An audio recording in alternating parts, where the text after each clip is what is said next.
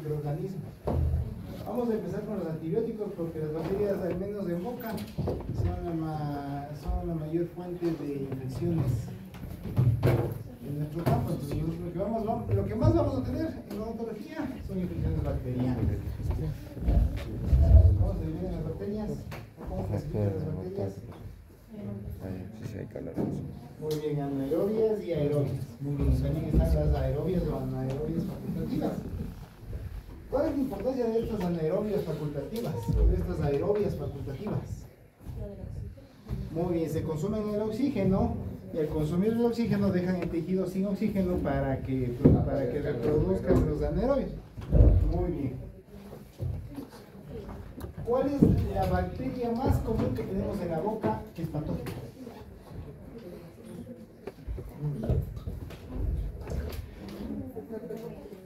Patógena porque causa caries. Estreptococo. El mutans, no se olviden, el mutans es la más común, pero el mutans lo que hace es abrir el caminito hasta llegar a la pulpa, ¿no es cierto? Y generar ahí a un nicho de bacteriano en el cual proliferan otras bacterias que son patógenas. Dentro de ellas está el Fusobacterium, está el Streptococcus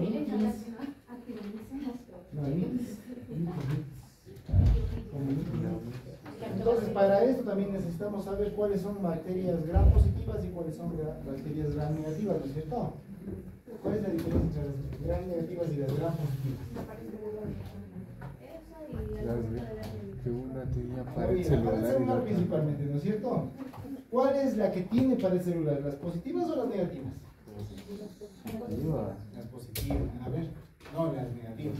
Porque la pared celular impide que absorba el colorante y por eso se ve rosada.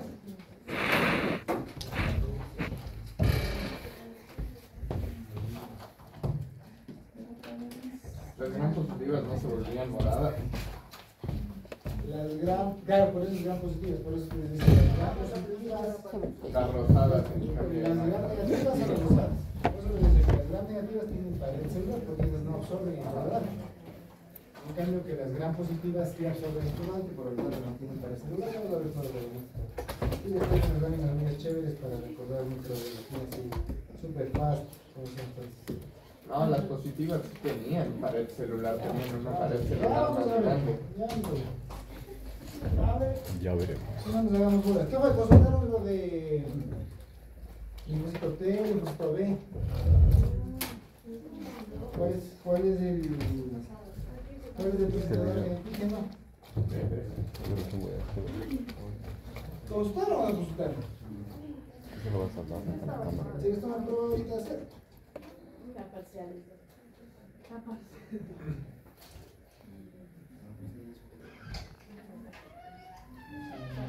Ya.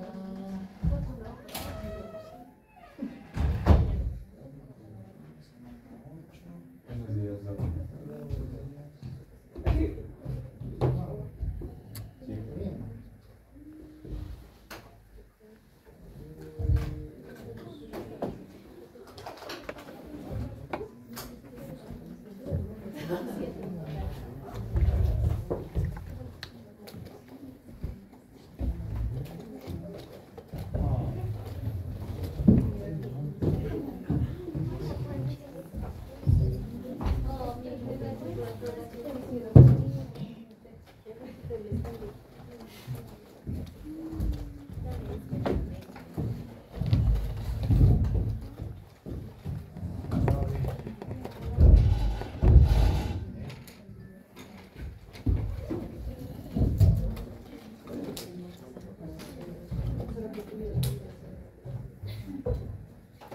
Entonces, no se olviden, las bacterias son importantísimas, las clasificaciones, porque vamos a saber si tiene pared celular o no.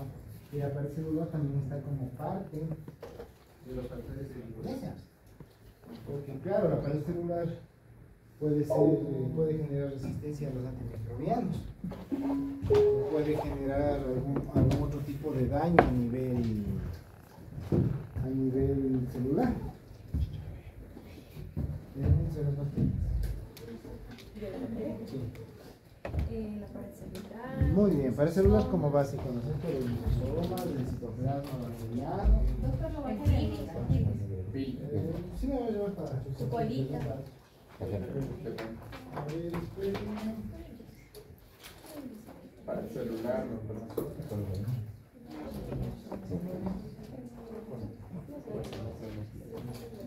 Yo me acuerdo de lisosomas porque te enseñaron esa crisis.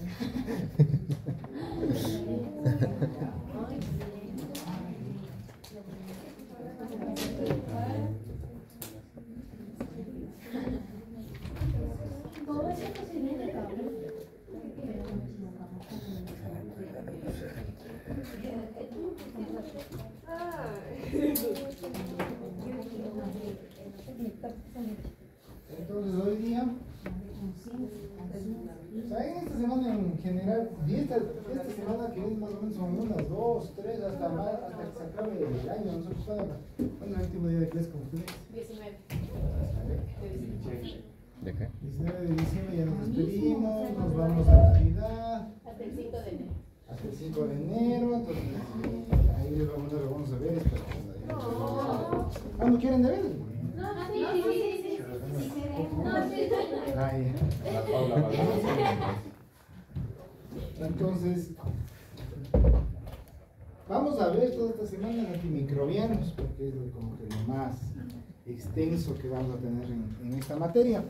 Los antimicrobianos, obviamente tomamos en consideración no solamente los antibióticos que son para tratar bacterias, sino también los antimicóticos que son para infecciones oncofúngicas. Y también tenemos los antivirales que son para infecciones virales como el herpes virus. El herpes virus ya vamos a revisar, no necesariamente se requiere un antiviral, pero sí necesitaríamos en algún momento material, debemos saber cuál manejar. Antivirales que tenemos. Antirretrovirales también quiero que aprendan, sobre todo por el tema de VIH. Vamos a ver también farmacología antirretroviral, que es para tratar VIH. Por lo menos que sepan cuáles son los antirretrovirales y qué parte del ciclo del VIH trabajan y vean a ver cómo es el virus, porque ahí ustedes van a saber diferentes cosas. A ver, Eduardo, si estás,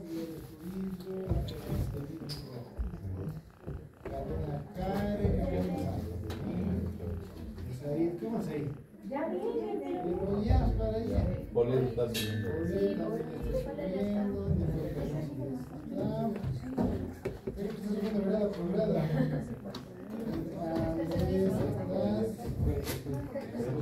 Paula. Ya me enamoró. A ver, se vaya. Castillo. Eres Carrión, ya. A ver, Paula, Luisa. Está subiendo. ¿Qué llegaste ese día de Con las justas. Bueno, no te cogieron los chats. No.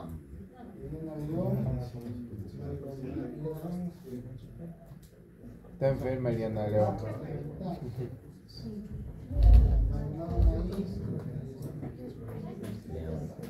sí.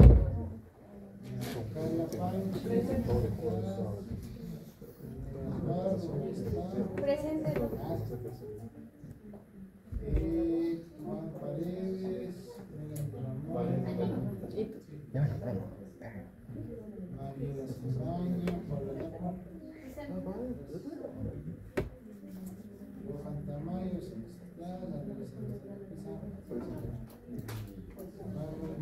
Presente. Te bajé un punto, Sebastián, porque te fuiste y encima más de que tu prueba. Presente Villasís. Estás sola, ¿qué pasó?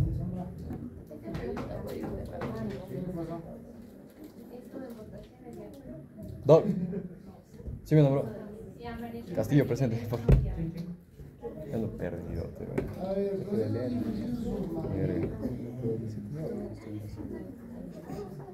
Tiene el doble celular. Oh my god.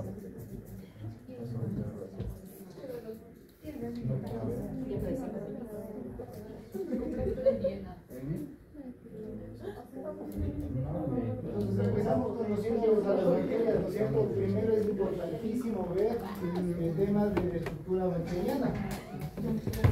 La estructura bacteriana conseguiste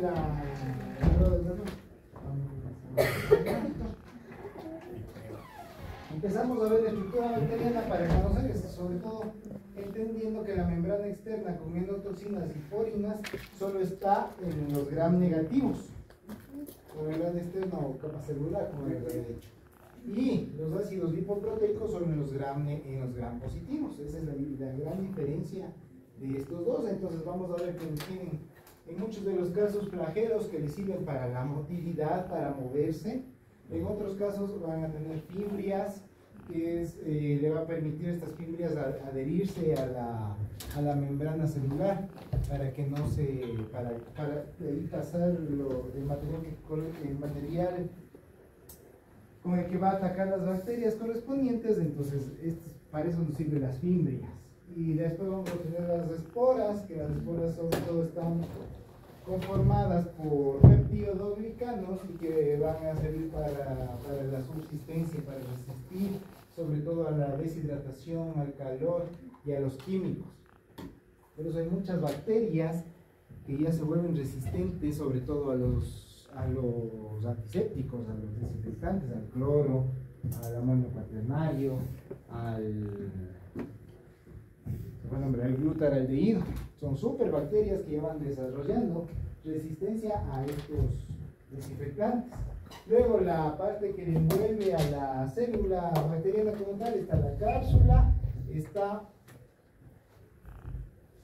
este slim layer, esta capa grasa, que es una capa como delgadita que sirve, que está constituida por polisacáridos que también va a permitir la adherencia a superficies y que obviamente eso va a impedir que se elimine completamente. Entonces esto ayuda para, por ejemplo, la formación del biofilm en catéteres. Cuando les ponen catéteres venosos, alrededor de los catéteres se forma una capita. Ustedes deben cuál se estudia sucio, esos son los papeles que se están adhiriendo ahí. La membrana externa, que es la que les había dicho, la membrana externa con sus endotoxinas y exotoxinas, que va a estar principalmente, más que nada, en las gram negativas. Por eso las gram negativas son de color rosado, porque no permite esta membrana externa que pase el colorante, que pase la tinción gram hacia el interior de la célula, hacia el interior de la bacteria, y el tinte del color característico morado, por eso les deja rosaditas. Esa es la membrana externa. Luego tenemos el periplasma, que es un espacio que está entre la membrana citoplasmática y la membrana externa, entonces eso se llama periplasma. La membrana externa es como cuando nos ponemos una capucha para que nos proteja, es algo extra que nos estamos poniendo. Entonces, este espacio se llama periplasma. La pared celular, y tienen razón, la pared celular, tiene razón Eduardo, que la pared celular sí está presente en las bacterias. Entonces, la que está de diferente es la membrana externa, porque la pared celular es otra cosa, es una pared como tal de peptidoglicano que le da un soporte rígido a las bacterias.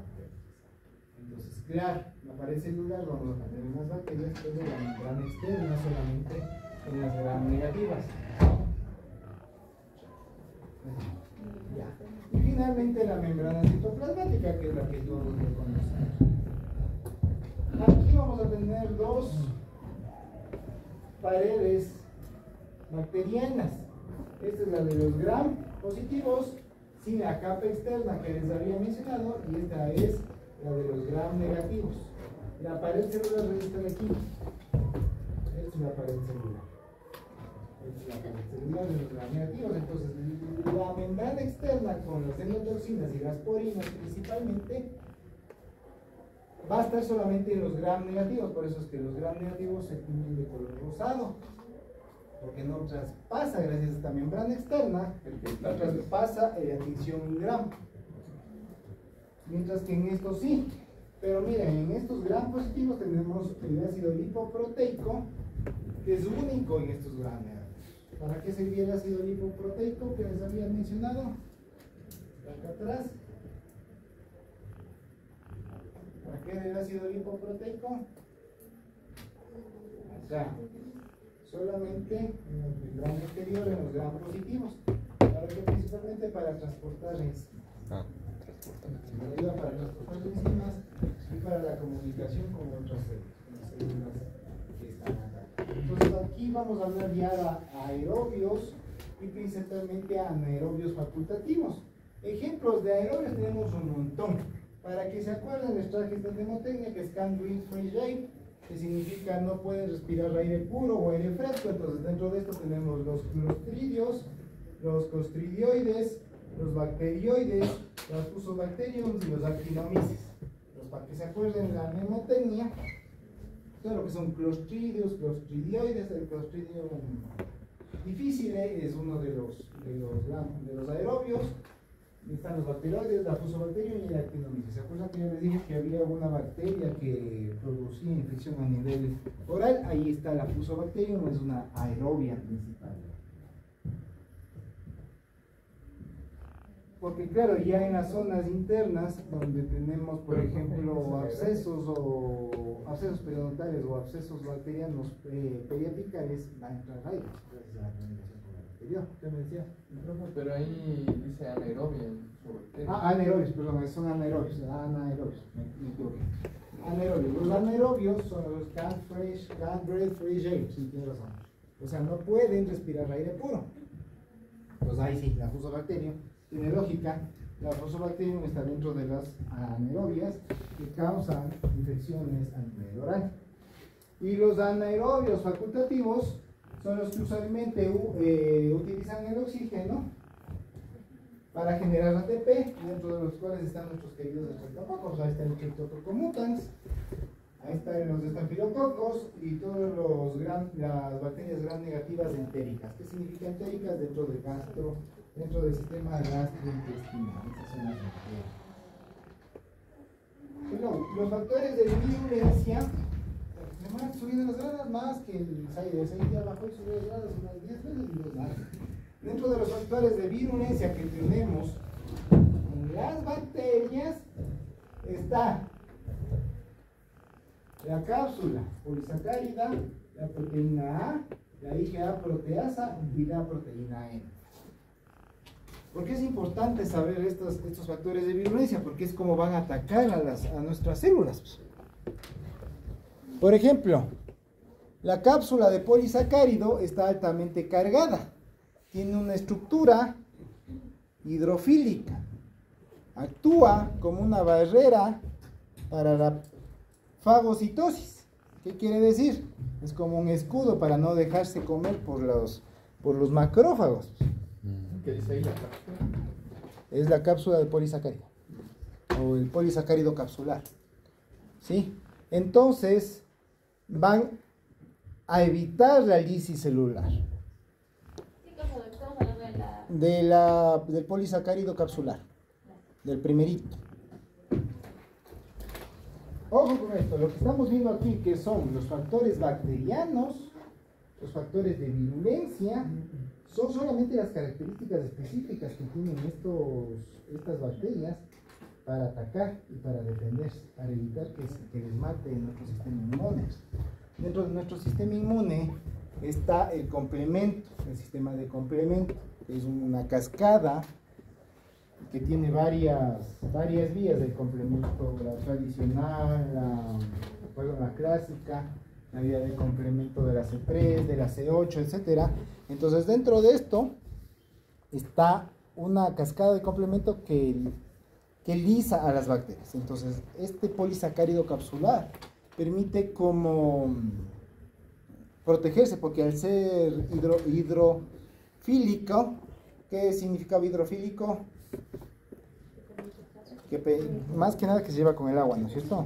Entonces, al encontrarse con las membranas de los macrófagos, que son lipofílicos o que son principalmente constituidas de la doble capa lipídica, no se dejan atacar, es como una barrera, como que se mezcla el agua con el aceite. Entonces van a estar separados y no va a poderle fagocitar los macrófagos a estas bacterias que tienen este polisacárido capsular. Profe, Dime. pero estas son características de todas las bacterias. Sí, de todas las bacterias. Por eso es que tienen este mecanismo de defensa. Y tenemos que nosotros como sistema inmune buscar por dónde atacarlos. Y por eso es que al inicio, obviamente, una infección bacteriana te va a causar toda la lisis celular, correspondiente sobre todo de los piocitos, que son los neutrófilos, que atacan en primera línea y al morirse se transforman en estos piocitos que son los que producen la pus.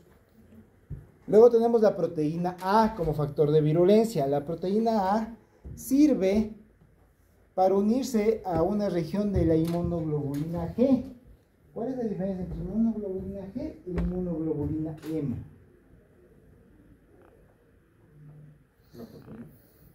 ¿La qué? Ya, las dos son inmunoglobulinas. La inmunoglobulina G es la que actúa para identificar ataques agudos.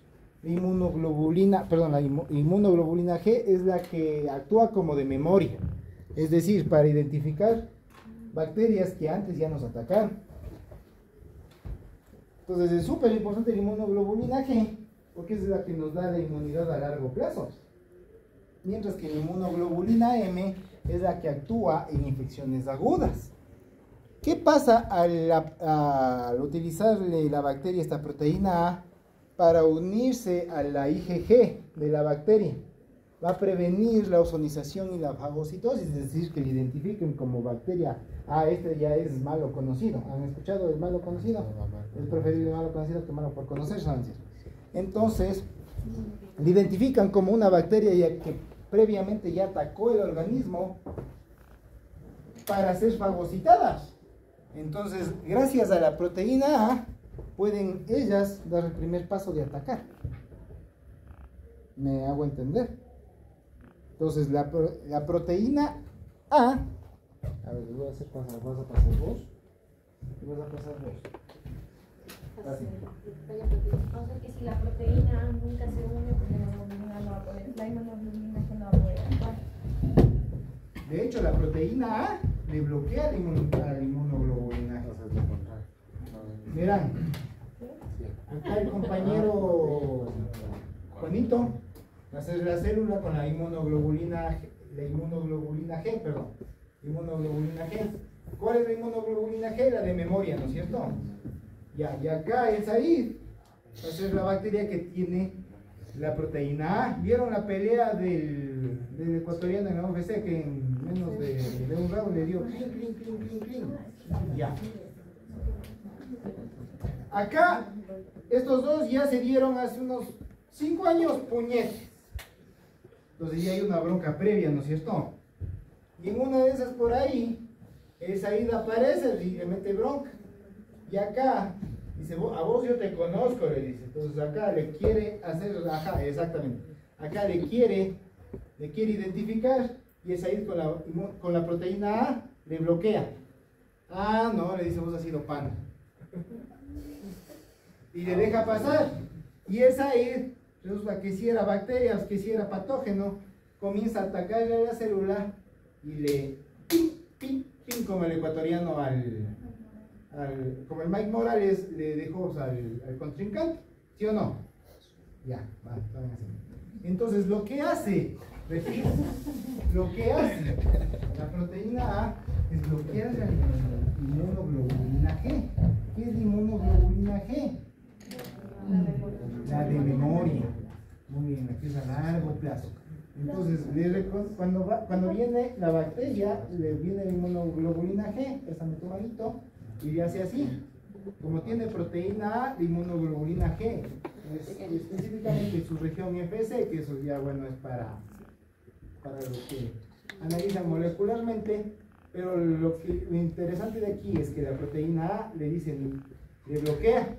Entonces la inmunoglobulina G no le va a avisar a las células, se va a quedar como quieto, como que no hay nada. Y la célula va a decir, no recibí ninguna señal de la inmunoglobulina G, acá es inofensiva. Dime qué me preguntabas. No, ya. ¿Cuál era la pregunta? O sea, decía que la proteína ¿Protegía o bloquea la La proteína A le bloquea, porque todos estos elementos son de la bacteria.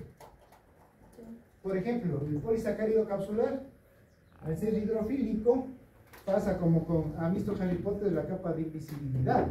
Pasa como con la capa de invisibilidad de Harry Potter sin que le fagociten, sin que lo coman, porque tiene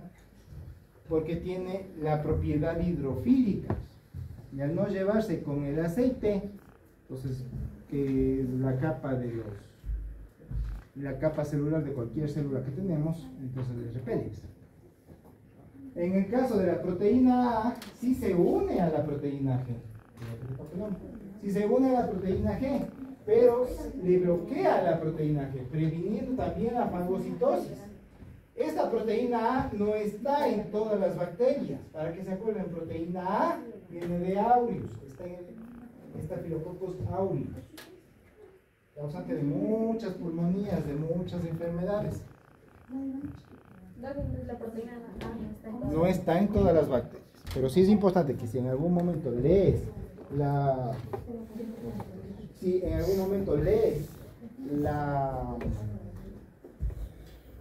virulencia de alguna bacteria en específico que estés analizando y te dice tiene proteína A, ya sabemos que esta de aquí le bloquea la inmunoglobulina G.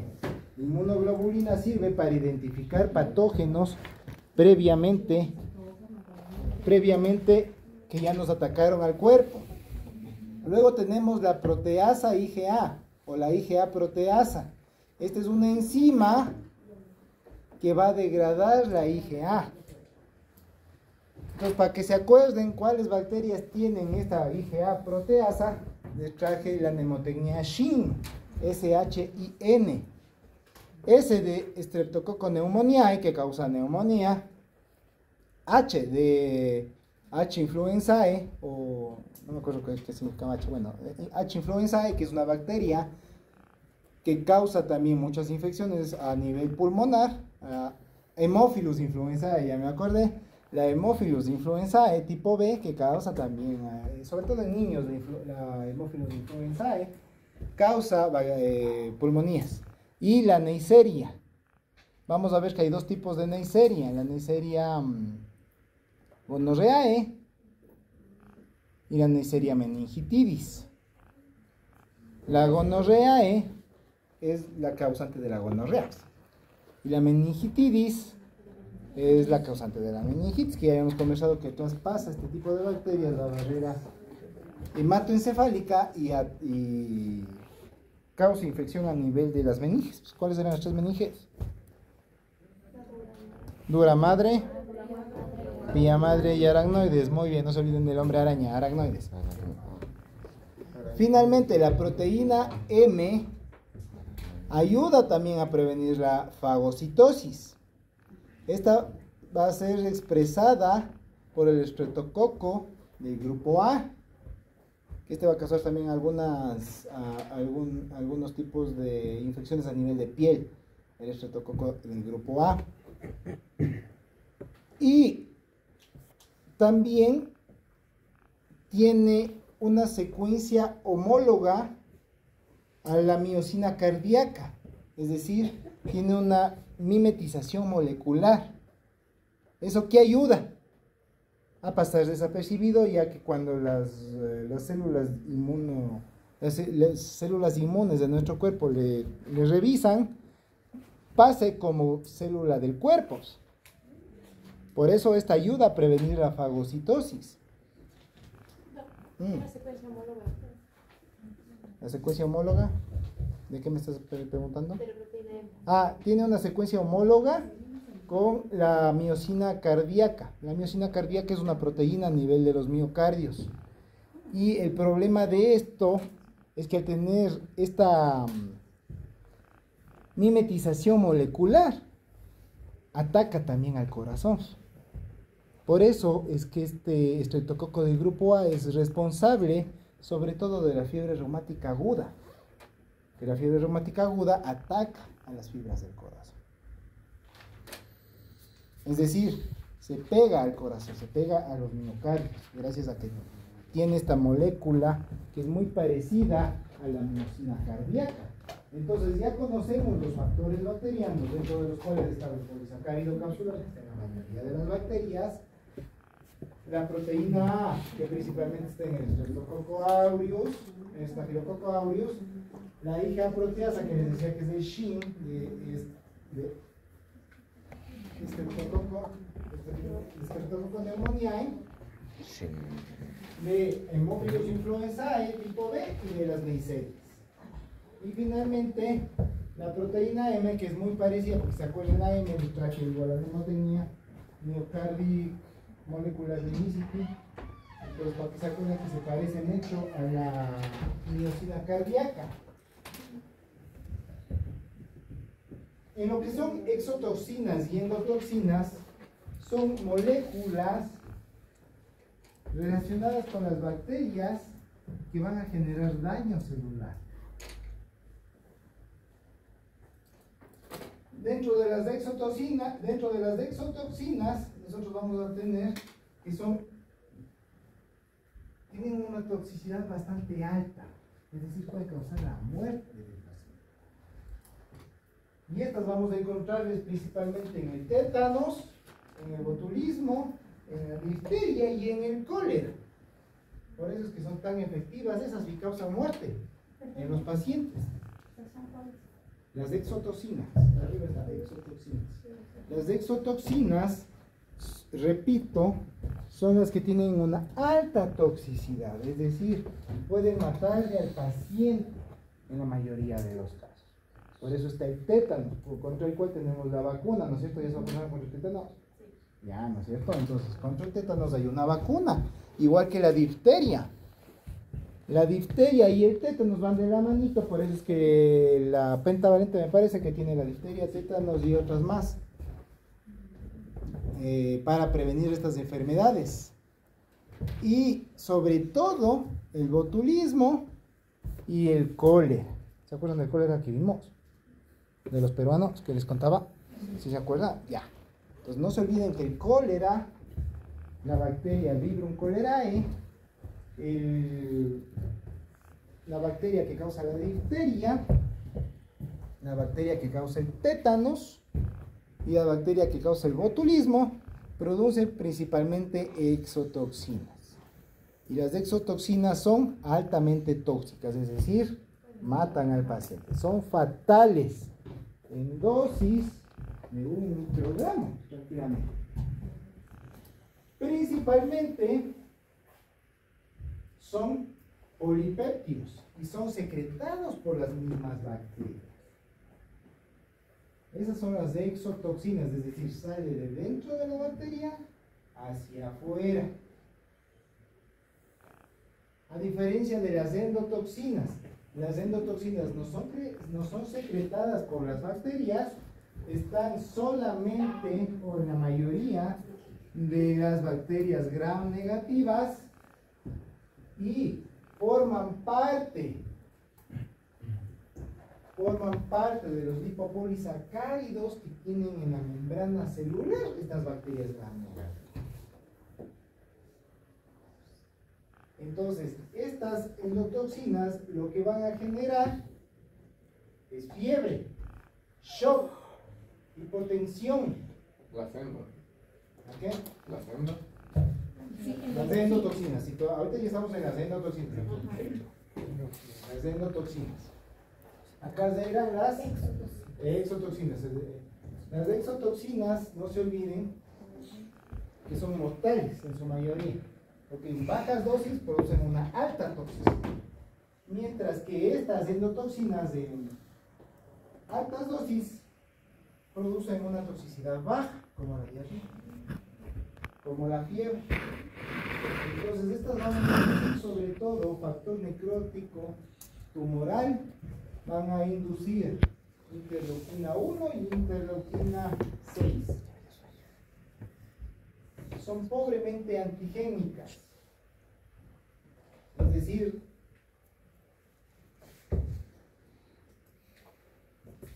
no producen antígenos y no hay cómo producir una vacuna contra ellas, a diferencia de las exotoxinas que sí se pueden producir vacunas. Por eso acá tenemos la vacuna contra todas estas. Bueno, contra el cólera no, pero sí contra la difteria y contra el tétano. Y la, espérate un ratito. Y la vaina, aquí viene la estabilidad del calor, es que las exotoxinas, la diferencia para que se acuerden, las exotoxinas se destruyen a 60 grados centígrados, mientras que las endotoxinas son más estables a 100 grados centígrados. Hasta 100 grados centígrados resisten. Es decir, si tú cocinas, ojo con lo que voy a hacer, si tú cocinas un arroz que está contaminado con estas bacterias, por ejemplo el meningococo, y te produce una endotoxina, este meningococo se destruye, tú le cocinas, le hierves y te comes este arroz contaminado, no te va a hacer daño la bacteria, pero sí te va a hacer daño la endotoxina. Te puede causar una infección gastrointestinal. Dime, Eduardo. Pero profe, por ejemplo, si yo hiervo el arroz, ¿a quién quito? A las bacterias. A las bacterias. Se mueren a quien quito. Pero si yo lo hiervo en la costa, Ajá. Igual se mueren las bacterias. Pero Seguro, las profe. toxinas. porque si ahí dice que sobreviven a los 100 grados, significa que sí sobreviven en la costa, porque alcanza nomás del agua a una temperatura de 90 grados. Sí. Mientras Aquí que aquí en Quito alcanza los 100 grados para poder hervir. Igual son estables. Pero a lo que me refiero es que le hierves, se mueren las bacterias con el calor, pero no se destruyen las endotoxinas. Me hago entender. Sí, pero profe, ¿se morirían a 90 grados centígrados las endotoxinas? No, entonces No se destruyen. El tema de estos que son moléculas, no son seres vivos las endotoxinas. Ay, Son moléculas que causan daño. pero las bacterias Las bacterias sí se mueren. a 90 grados centígrados. Ah, no, Pero si es que aguantan a los a 100. partir de los 60 grados ya se destruyen la mayoría de bacterias. Por eso existe la pasteurización. La pasteurización no le elevan a 100 grados. Claro. Solo le baja hasta 70 grados. Y de ahí le bajan a temperaturas bajas. Pero el problema es que quedan las La endotoxinas. endotoxina. Por ejemplo, ya te estoy poniendo el ejemplo del arroz contaminado. Ujú. Un arroz que haya tenido cocinado y que de ahí haya desarrollado bacterias, que en la mayoría de los casos pasa cuando dejamos mucho tiempo el arroz cocinado. Estas bacterias liberan endotoxinas y las endotoxinas son las que resisten el calor. Y esas son las que te causan la infección gastrointestinal. Ese es el ejemplo que les puse.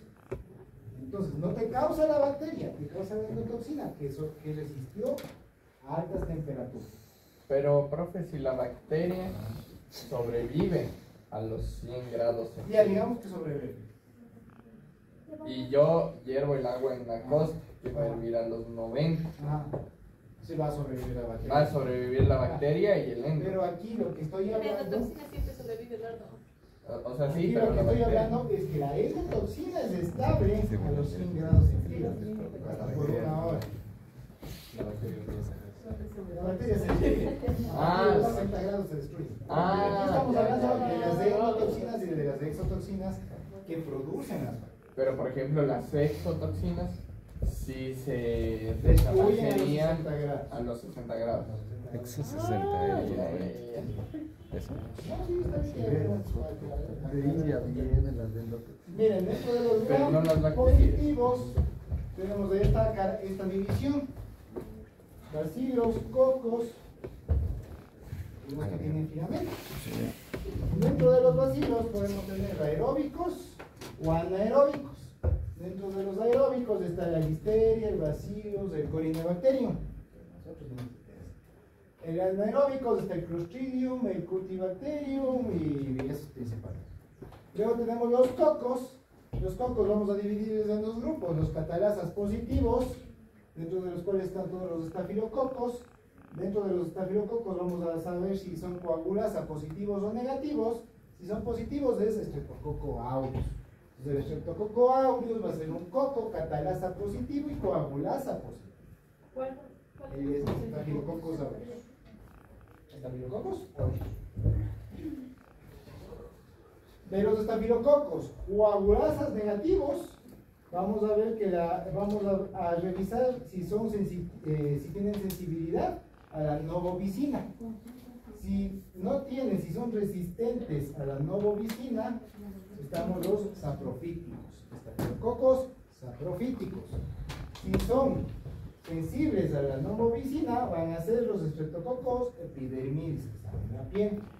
Luego, los catalasas negativos, vamos a tener que en su mayoría son los estreptococos.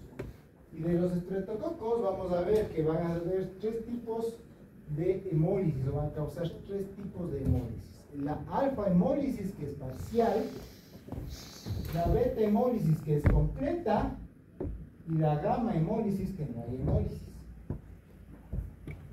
¿Qué significa hemólisis? Destrucción de glóbulos rojos. Perfecto. Dentro de los alfa hemolíticos vamos a ver sobre todo sensibilidad a las aptoquinas y solubilidad en el fluido biliar. Si es negativo, vamos a tener los Streptococcus viridans, los mutans y los mitis, dentro de los cuales están los dos, que son los mutans y el mitis, están en boca. Repito. Profe, ese cuadro está muy bueno, no lo podría pasar. No, pasar el libro. Dentro de los cocos, catalasas positivos y catalasas negativos. Los positivos eran todos los estafilococos. Dentro de los estafilococos vemos si son coagulasas positivos o si son coagulasas negativos. Los coagulasas positivos, por definición, son los Streptococcus aureus. Staphylococcus aureus. Staphylococcus aureus. Y los coagulasas negativos se subdividen en sensibilidad o no sensibilidad a la novovicina, que es un antimicrobiano. La novovicina, los sensibles a la novovicina van a ser los epidermidis, los estafilococos epidermidis, que causan lesiones de infecciones a nivel de piel. Mientras que los no sensibles, es decir, los resistentes a la novovicina, están los estafilococos saprofíticos.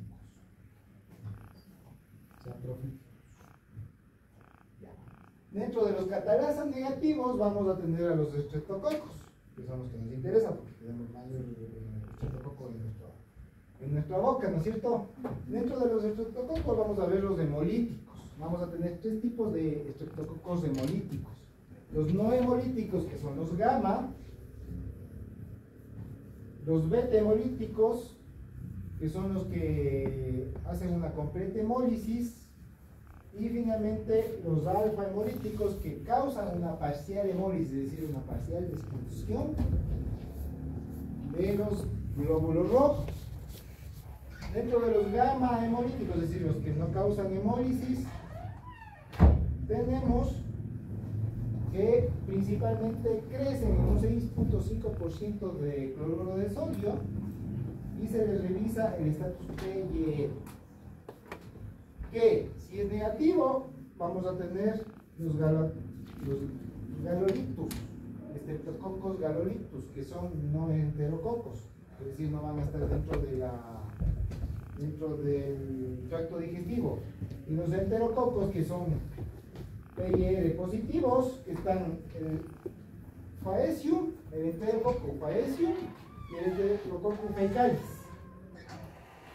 Estos son los gamma hemolíticos, los que no causan hemólisis. Los beta hemolíticos, que causan una hemólisis completa, se revisa si son sensibles o no a la bacitracina. Si son sensibles, está el estreptococo piógenes del grupo A, que tenía la proteína A. La proteína que tenía la IgA. Los gamma hemolíticos son los que no... Los gamma hemolíticos no hemólisis y crecen en bilis. Los beta hemolíticos son los que causan completamente hemólisis, dentro de los cuales vamos a ver si son resistentes o no a la bacitracina. Si son resistentes, son los Si son resistentes, son los Streptococcus galactiae del grupo B. Y si son sensibles a la bacitracina, son los Streptococcus pyogenes del grupo A. Luego, vamos acá al alfa hemolíticos, que son los que causan hemólisis parcial. En estos vamos a ver sensibilidad a las octoquinas, es decir, si son resistentes a las octoquinas, son Streptococcus mutans y Streptococcus mitis. Estos dos están en la boca, y son los que nos interesan porque estos causan infecciones a nivel bucal. Y si son sensibles a la octoquina, es un Streptococcus pneumoniae que está en control. Las que no eran sensibles, las resistentes a las octoquinas, ahí está el Streptococcus viridans, que no es capsulado, dentro del cual está el Streptococcus mutans y el Streptococcus mitis. Son los dos que causan principalmente infecciones a nivel bucal. Por eso les traigo esta clasificación para que vean dónde están nuestros Streptococcus. Y en base a eso saber con qué antibióticos vamos a tratar. Dentro de los gram negativos vamos a tener diplococos, cocobacilos y bacilos curvos. Dentro de los diplococos vamos a tener que son aeróbicos. Pero en estos vamos a revisarles si fermentan o no fermentan a la maltosa. Si no fermentan a la maltosa, vamos a tener que es una Neisseria gonorrhoeae o una Moraxella, cualquiera de las dos. Son medias familias. La Neisseria gonorrhoeae, que es la que causa la gonorrea, con la Moraxella. Y si causa fermentación en la maltosa, este aeróbico va a ser la Neisseria meningitis, que es la que causa la meningitis. Los Coccobacillus, no nos hacemos bolas, son todos estos de aquí, dentro de los cuales está el Haemophilus influenzae. ¿Se acuerdan del Haemophilus influenzae que le dije que causaba un tipo de neumonía? Bordetella pertussis, que es el que causa la tos perruna, que causa la, ¿se me fue el nombre de esta enfermedad? La tos perruna, el Krupp, que es el, bueno, el Krupp, principalmente la pertussis es la que causa. A mí me dio Krupp de niño. Claro, sí. Tos perruna. Ya. Esta Bordetella pertussis recién salió hubo un brote. No me acuerdo cómo se llama, le decimos coqueluche, vulgarmente. La Bordetella pertussis es la que causa, recién salió un brote. Tosferina, de tosferina. La Bordetella pertussis es la que causa la tosferina. Ese también yo recién, ¿no? Claro, por eso te digo, recién salió un brote de tosferina aquí en el Ecuador. Vamos a tener dentro de los cocobacilos la pastereula, la brucelosis, la que causa brucelosis, la Franchella tularensis, que ya no son más complicados, y la Acinetobacter baumannii. Todas estas bacterias causan diferentes tipos de infecciones. Después nos saltamos los bacilos y vamos a los bastones curvos, a los ROTS. Aquí vamos a tener oxidasas positivos que crecen en 42 grados con Pyrobacter jejuni. Todos estos están aquí en la barriga, no en el intestino. Crecen en un medio alcalino, Vibrio cholerae. ¿Se acuerdan de Vibrio cholerae que les decía que tenía estas exotoxinadas? Y producen ureasa, el Helicobacter pylori. El Helicobacter pylori causa ureasa, produce ureasa y causa un tipo de cáncer, que es el cáncer estomacal. Por eso es importantísimo que nosotros identifiquemos si el paciente tiene o no tiene el Helicobacter pylori, porque el cáncer al estómago es uno de los pocos cánceres que se pueden prevenir matando a la bacteria, a la gente causal. Otro es el cáncer de cervix, que es identificando a tiempo o poniendo la vacuna del HPV, que es el virus de papiloma humano. Se llama papiloma virus. El Helicobacter pylori. Estos tres son como bastones, por eso se llaman subrows. De ahí pasamos a los bacilos, que son estos aquí que tienen forma alargada. Vamos a tener de los bacilos, va a haber los que fermentan lactosa y los que no fermentan lactosa. Si fermentan lactosa, vamos a tener los rápidos y los lentos. Dentro de los rápidos, nuestra querida Escherichia coli, que se está hasta en la salchipapas que tenemos aquí al frente, en la Klebsiella y en la Enterobacter. Escherichia coli es la más común que vamos a encontrar. ¿Por qué? ¿Dónde viene el Escherichia coli? ¿Dónde está presente el Escherichia coli? En las heces. Entonces, la Escherichia coli es una bacteria de transmisión fecal oral, igual que este de acá arriba, pero es menos común, más común. Escherichia coli tenemos, por esto decías que en las salchipapas de la vecina, porque no se lavan las manos antes de servir contaminado. Pero si te comes saliendo del terminal de Carcelén, una, ¿cómo se llama? Es que venden ahí, una fritada. Más de Escherichia coli. Escherichia coli de transmisión fecal oral. Y la mayoría ya tenemos resistencia con la que comemos y no nos hace nada. Por ahí viene un gringo, vos le invitas un bolote de esos que venden afuera de la abuelita de Baco Ortiz. Te diarrea 3 días de pobre. Nosotros tenemos la longomicina. O sea, quiera que no, hemos desarrollado resistencia a este bacilo, que es bien rápido, ¿no es cierto? Fermenta la lactosa bastante rápido. Mientras que los lentos está el Citrobacter y el Serratia. Son los que fermentan más lento la lactosa. Dime. ¿Cómo se hace el yogur? El yogur es con hongos.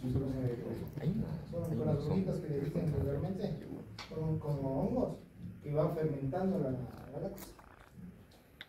Pero no podemos, no se te ocurra poner Helicobacter pylori para hacer yogur, porque lo que vas a causar es que se corte la leche, pues no va a ser nada, porque obviamente van a producir más lento el proceso. Además que estos hongos que fermentan la lactosa son más amigables con el ser humano, es decir, si nos comemos uno de esos no nos pasa nada, no nos da ningún tipo de infección. Esto sí. Ya. Vamos con los que no fermentan lactosa, bacilos que no fermentan lactosa. Vamos a tener oxidasa positivos y oxidasa negativos. Dentro de los oxidasa positivos tenemos a las pseudomonas y tenemos a la Burkholderia. Pseudomonas, porque se acuerdan que las pseudomonas son oxidasa positivos y no fermentan la lactosa. Estamos al otro lado. Dentro de los oxidasa negativos vamos a tener los que producen y los que no producen.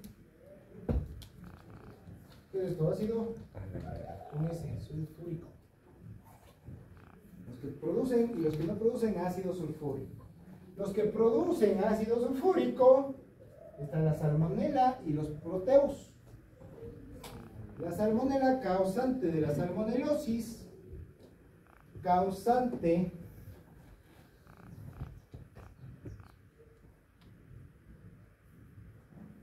se me fue el nombre de esta enfermedad que da a nivel gastrointestinal, igual que produce deshidratación. Bueno, la salmonelosis. ¿Dónde se presenta la salmonela? En los huevos podridos. Pero es importantísimo. Cuando comen los huevos, verificar que no son podridos. Porque produce ácido sulfúrico, produce veneno y te puede dar tranquilamente una intoxicación aparte de la infección brutal. Es mejor evitar este tipo de productos, están dañados. Y los que no producen este ácido, que está la Shigella y la Yersinia. La Yersinia, media pariente de la Yersinia pestis, que causaba la peste bubónica. ¿Cómo causaba la peste bubónica? Hay un ejemplo que decía de Ratatouille, que te trae el videíto, ya les voy a subir el videíto, es chévere el videíto. No era culpa de las ratas. Resulta, bueno, ahí en el video está medio alterado algunas cosas, pero bueno, yo les cuento mi versión. Si le cachan ustedes al Gengis Khan, era un líder que vino de Asia, conquistando todo el territorio asiático, con una caravana de ejército, ¿no es cierto?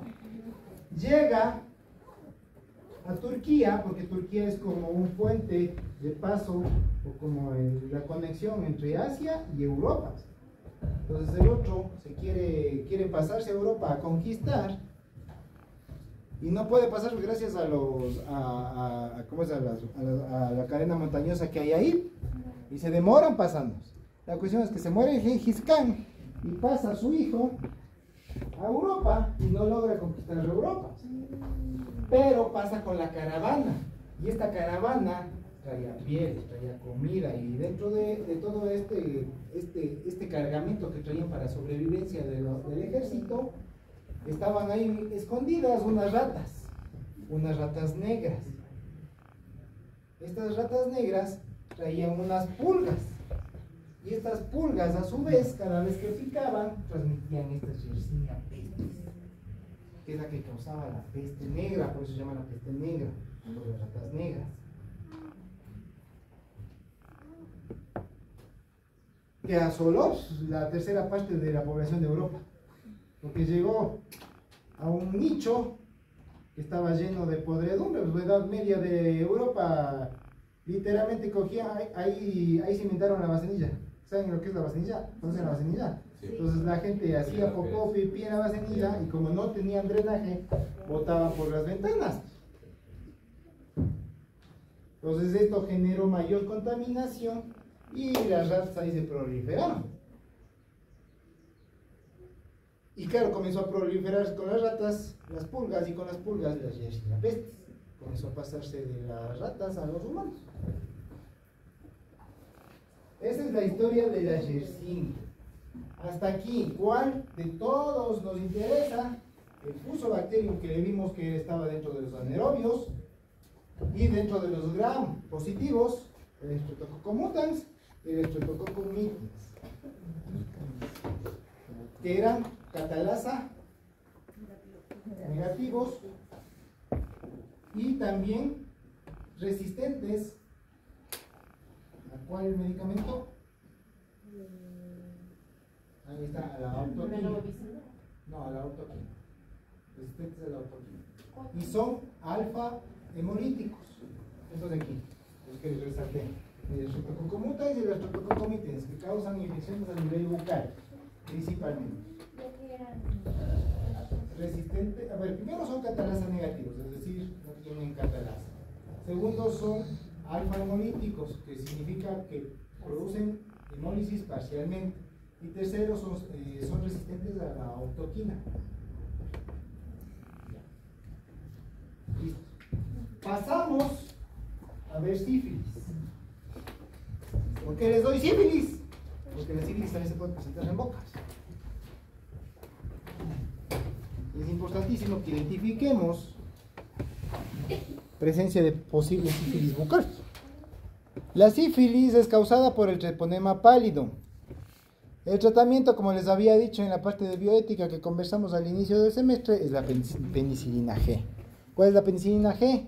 La que se inyecta, la que viene en polvo más líquido, le mezclas y tienes que saber mezclar súper bien.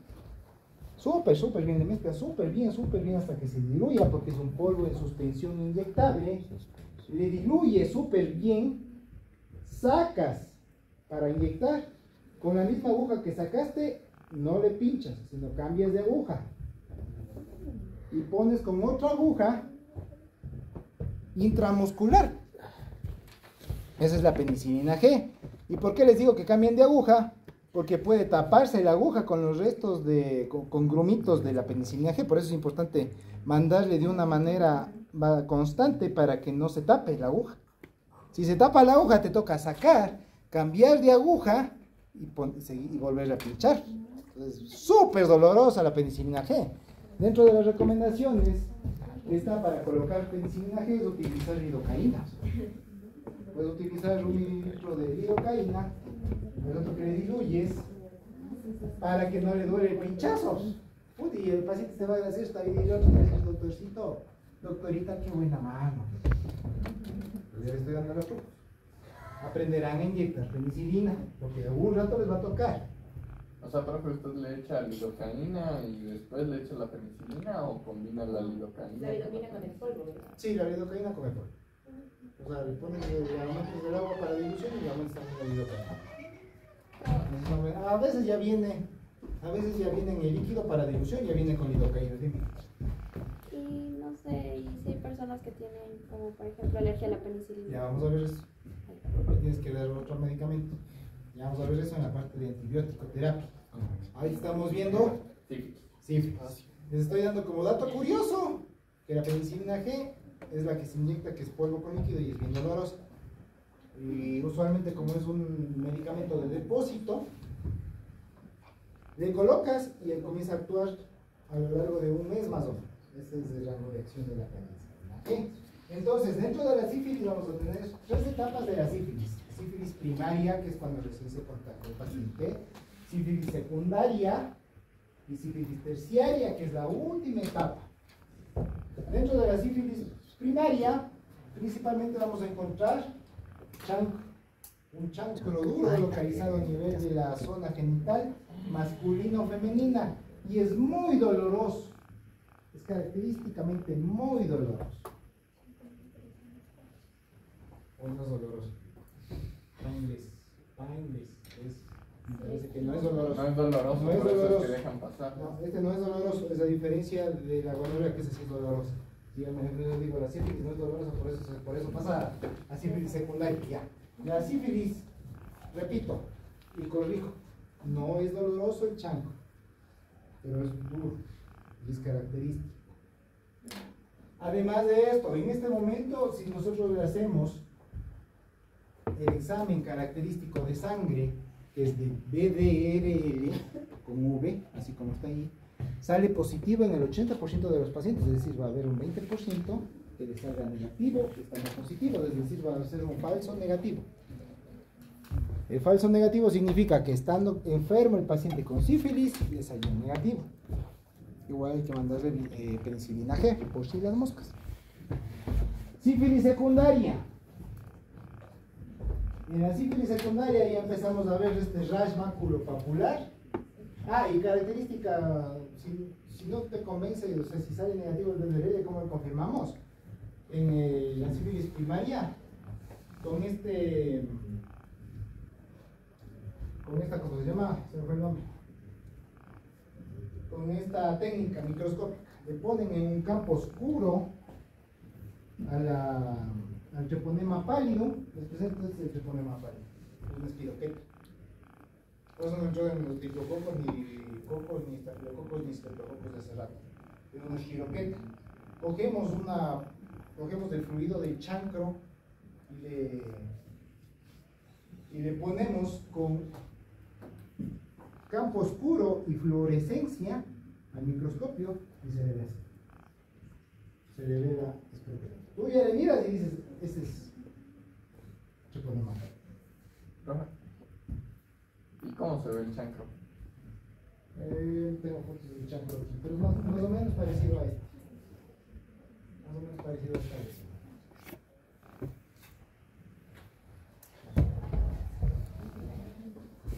Estamos acá. Miren, esto es sífilis secundaria. Sífilis secundaria. Esto de aquí se llama condiloma lata. Ya da en la sífilis secundaria. Entonces vamos a tener exantemas, vamos a tener maculopápulas a nivel de cuerpo, a nivel de palmas de manos y de plantas de pies. Vamos a tener este condiloma lata a nivel de los genitales. ¿Mande? Esto es secundario, sí, esto es la condiloma lata. No les traje el chancro, pero capaz que la próxima clase les traigo una fotito del chancro para que conozcan. Una de las 3 etapas que pones como bomba. Sí. Es la secundaria. Me parece que es la bomba secundaria, sí, me parece que es la secundaria. Porque aquí va a haber una sífilis latente. Es decir, va a estar ahí.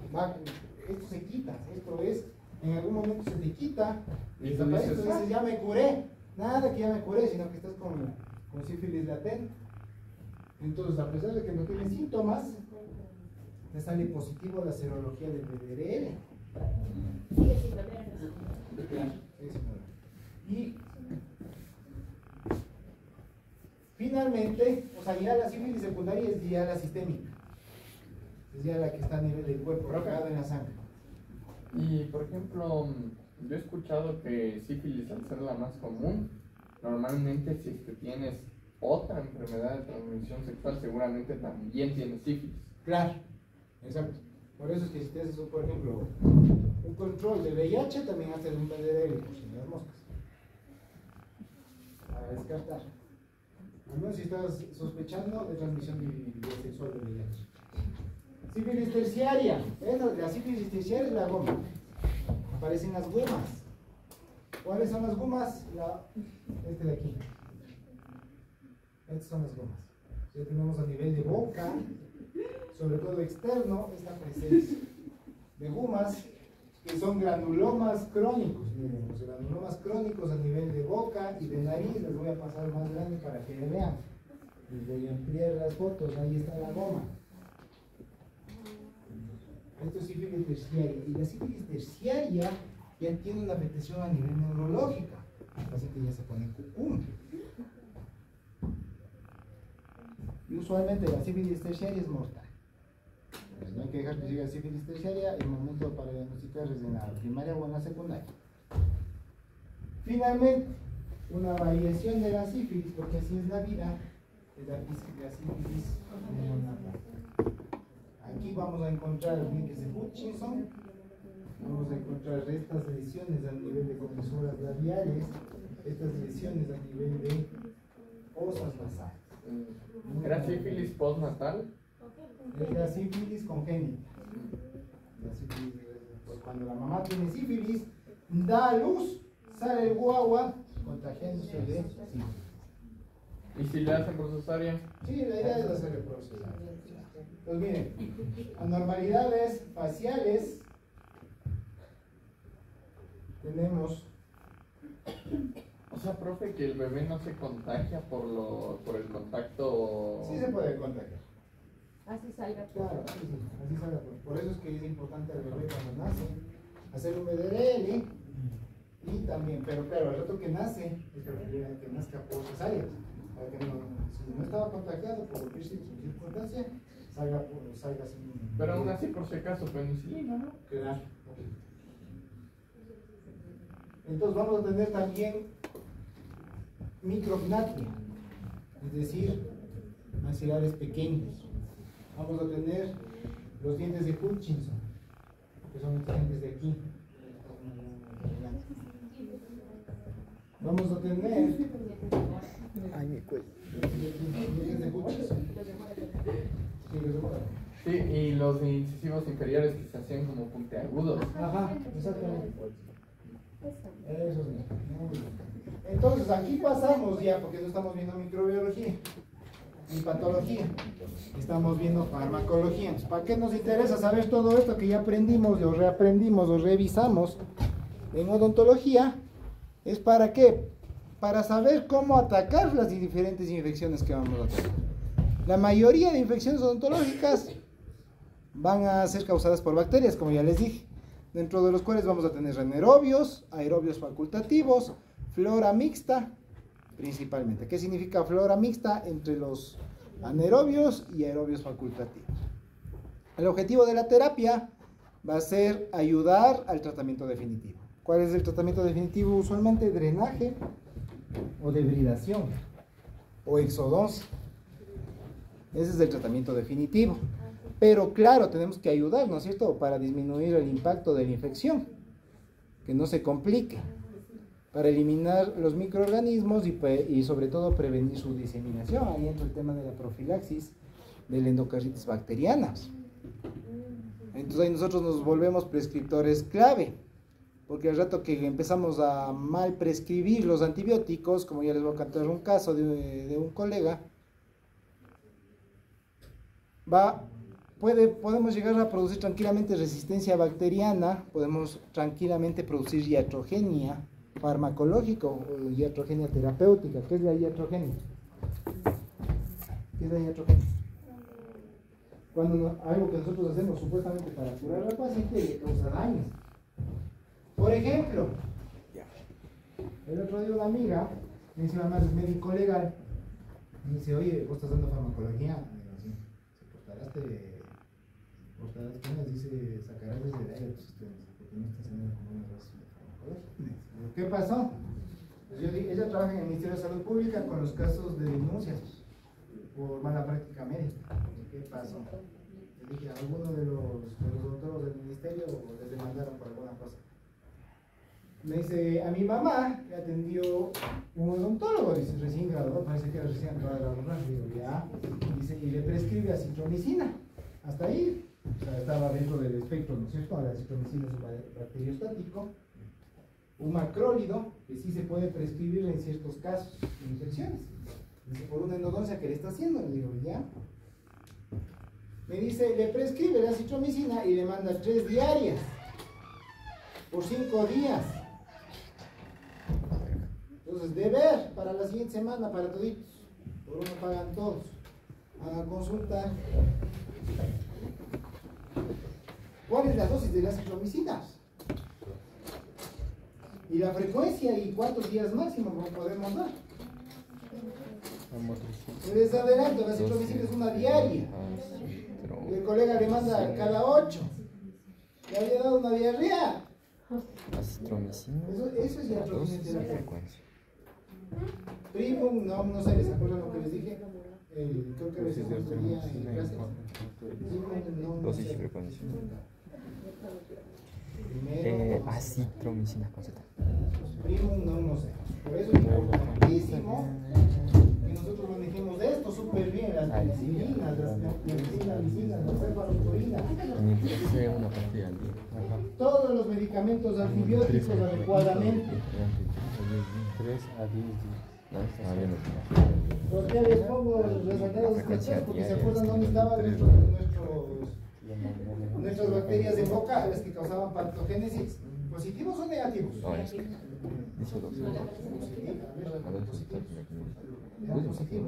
Eran gram positivos, catalasa negativos, alfa hemolíticos y resistentes a la ortoquina. Estaba el Streptococcus mutans y el Streptococcus mitis. Entonces, para los gram positivos, ¿A la qué? ¿Resistentes a la qué? a la ortoquina. Ya. ¿Sí o no? ¿Ya verificaste la foto?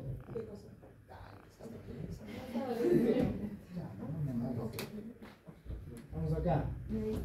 Positivos, cocos catalasa negativos.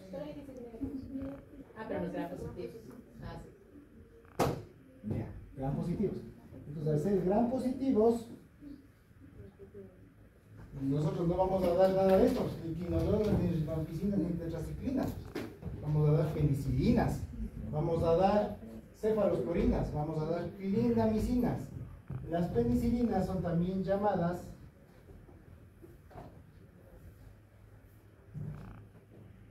¿cómo se llaman las penicilinas? Con beta comienza el nombre. Betamicina. No. Beta.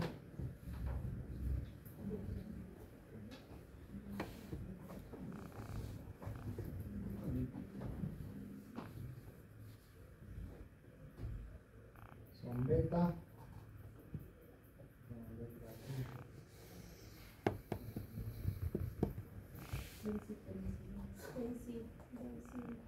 Penicilina. ¿Cuál fue el nombre?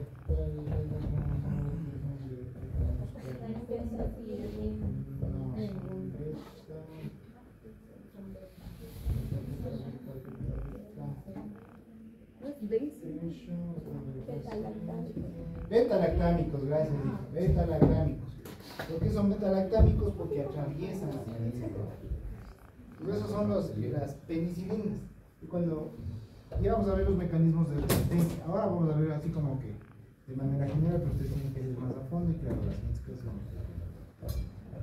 Los beta-lactámicos, ¿cuál es la resistencia más común? Porque ya les dije que comenzaron a mandar penicilina hasta porque le dolía la rodilla al paciente. ¿Cuál es la resistencia más común antimicrobiana? La resistencia a la penicilina. Y como es la resistencia a la penicilina, las bacterias resistentes producen beta-lactamasa. Esta beta-lactamasa destruye a estos beta-lactámicos, les degrada. Beta-lactamasa. Entonces, lo que pasa ahí es que no funciona la penicilina a nivel de infecciones. Gram negativos, que es de gram positivos, que es lo que necesitamos, ¿no es cierto? Gram positivos. Por eso les pongo acá los gram positivos. Nosotros vamos a enfocar en los gram positivos y en los anaerobios. Entonces tenemos las quinolonas también. Quinolonas, penicilinas principalmente. Penicilinas usualmente es la primera línea de ataque. Si por cualquier situación es resistente a la penicilina, si es resistente a la penicilina, ¿cómo se llama esto? Si es alérgico a la penicilina, tenemos que cambiar el medicamento. Tenemos que tener, por ejemplo, las cautorinas o la clindamicina como opciones terapéuticas a nivel de antibacterianos. Y son más fuertes que la penicilina. Claro. Y más que nada, imagínate que no le prescribas bien y le generes resistencia microbiana a las cepas polares. Ya las siguientes caras ya casi es más complicadas. Mejor es basarnos en las penicilinas. Dentro de los beta-lactámicos tenemos, así como también la evolución, ¿no? Las bacterias desarrollan beta-lactamasas y los humanos inventan anti-beta-lactamasas, que son los ácidos clavulánicos que se colocan como complemento a las penicilinas.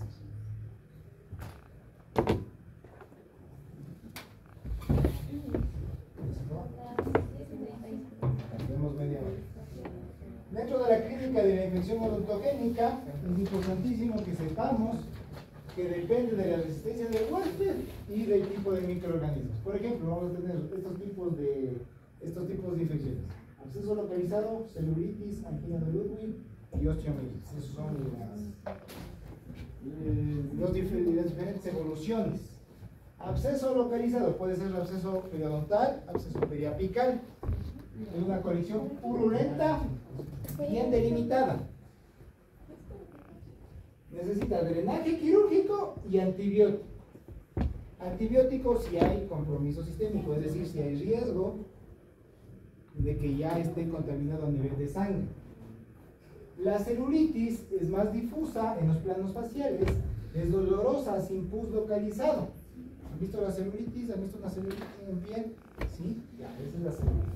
Hay un alto riesgo de diseminación y ahí sí necesitamos de ley antibiótico sistémico más valoración de drenaje o descompresión. La angina de Ludwig. ¿Alguien ha visto una angina de Ludwig?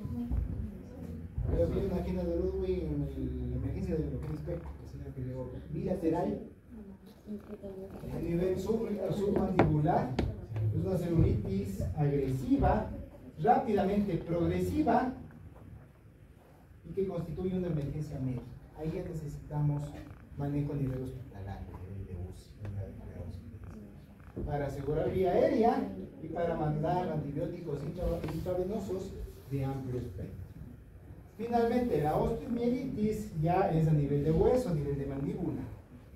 Y tenemos una infección a nivel de mandíbula en pacientes inmunocomprometidos usualmente, porque ya llega, para que llegue a la mandíbula es porque no tuvo ninguna resistencia a nivel local. Y el tratamiento ya es más prolongado, por hasta meses, con antibióticos intravasculares y debridamiento quirúrgico a nivel de hueso. Entonces nuestra responsabilidad está acá. Evitar que esto evolucione a celulitis y luego a angina de Ludwig y luego a una osteomielitis. Las infecciones odontogénicas. Vamos a tener anaerobios restrictos, aerobios facultativos y principalmente una progresión de la infección. Dentro de los anaerobios restrictos está la Porphyromonas gingivalis, la Prebotella y el Fusobacterium. ¿Se acuerdan del Fusobacterium? Anaerobio, ¿no es cierto?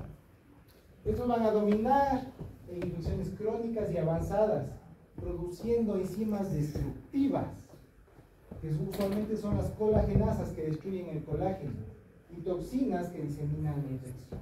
¿Las toxinas para qué eran? Para destruir la base, no se olviden. Los aerobios facultativos están nuestros queridos Streptococcus viridans, que les habíamos visto dentro de los gram positivos, coagulasa negativos, resistentes a la autoquina, que son el Streptococcus mitis y el Streptococcus sanguis. Predominan en fases tempranas y son los que se consumen el oxígeno, dándole chance para que estos proliferen. Entonces, ojo con esto. Al inicio vamos a tener un desbalance entre aerobios y anaerobios. Luego empieza a haber mayor expansión de tejido. O sea, no se queda solamente localizada a nivel de un absceso.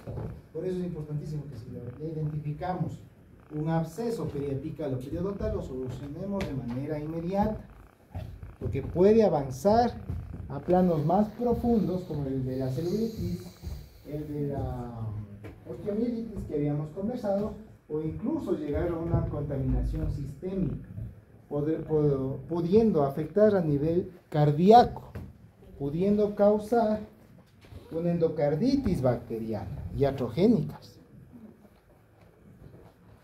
Esas son las infecciones bacterianas que tenemos más comunes en cavidad bucal. Aquí, se olviden de gingivalis, la orquinomona gingivalis, muy importante. El mal uso de antibióticos, y con esto ya vamos acabando la clase de hoy.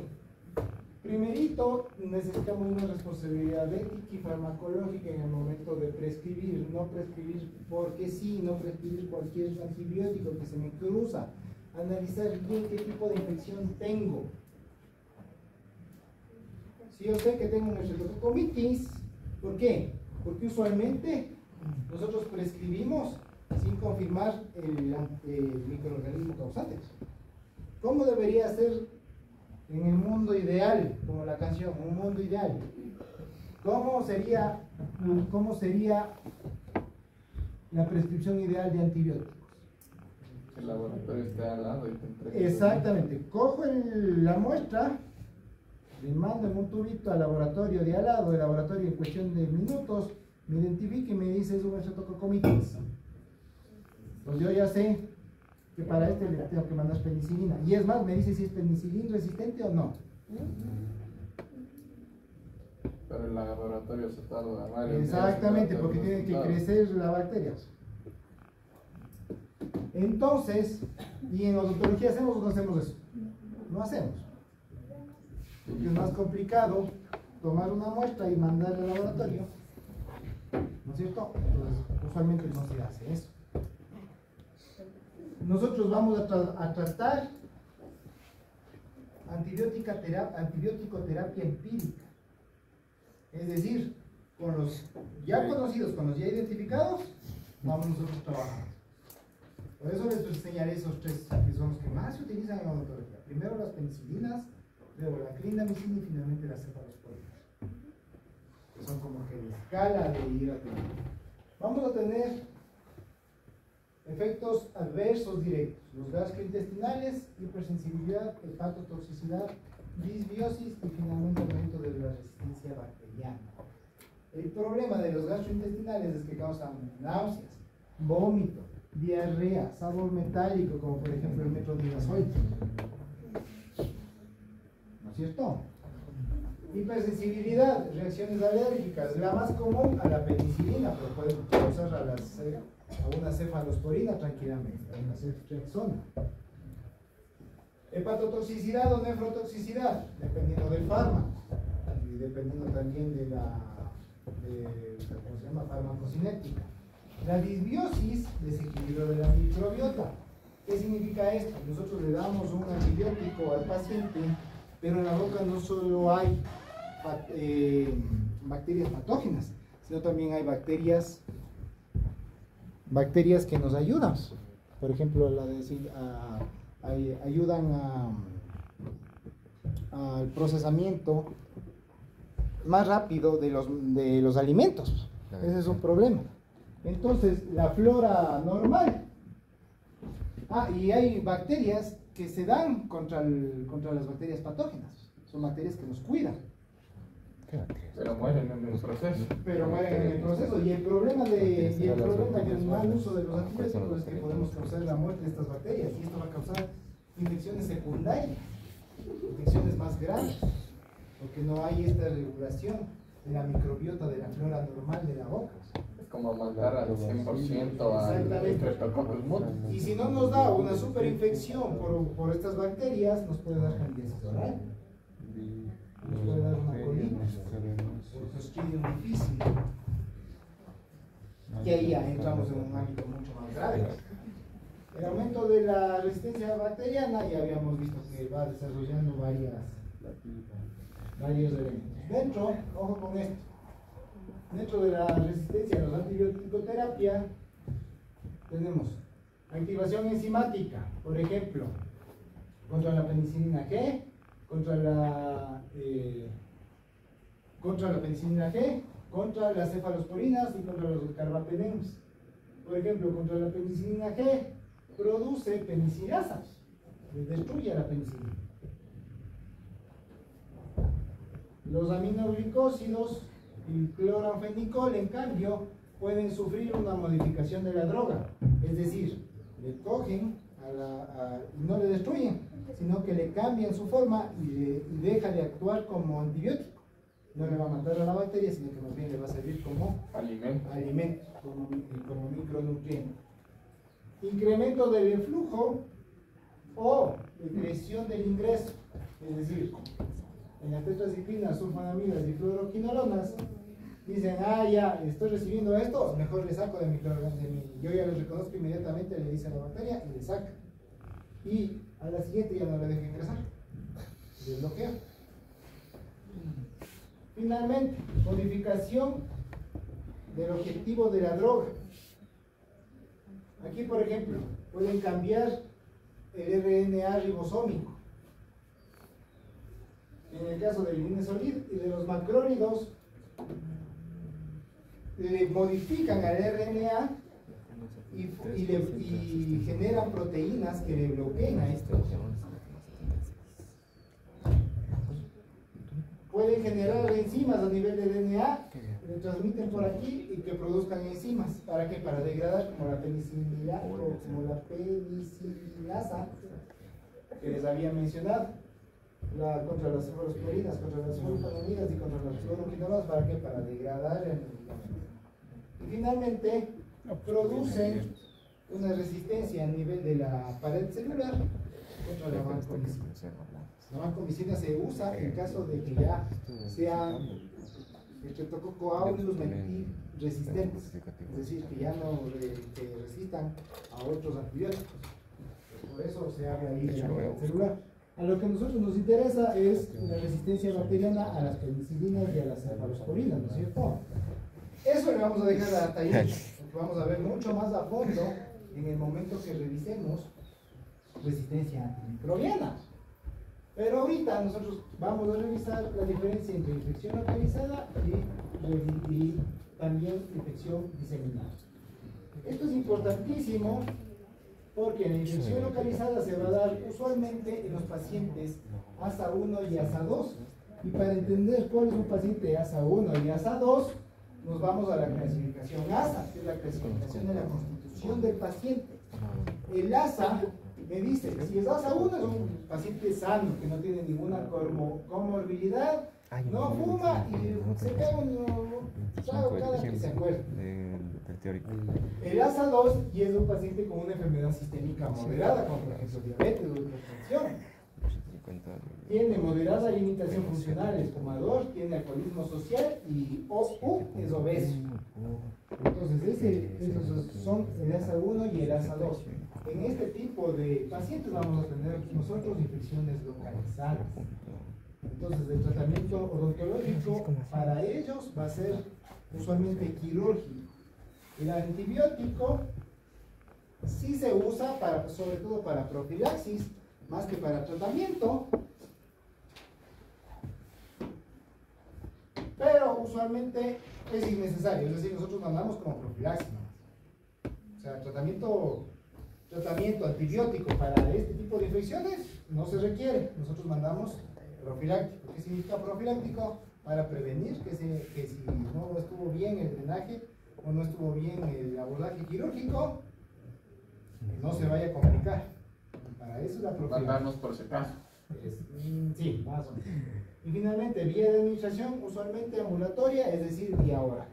En los pacientes ASA2, ASA3 o ASA4, que vamos a ver desde acá, ASA3 o ASA4, que son enfermedades con enfermedades sistémicas severas o que amenacen su vida, ahí ya tienen obesidad mórbida, tienen sepsis, colocación de stents, infartos agudos de miocardio, etcétera, etcétera, etcétera. Esos son los pacientes complicados.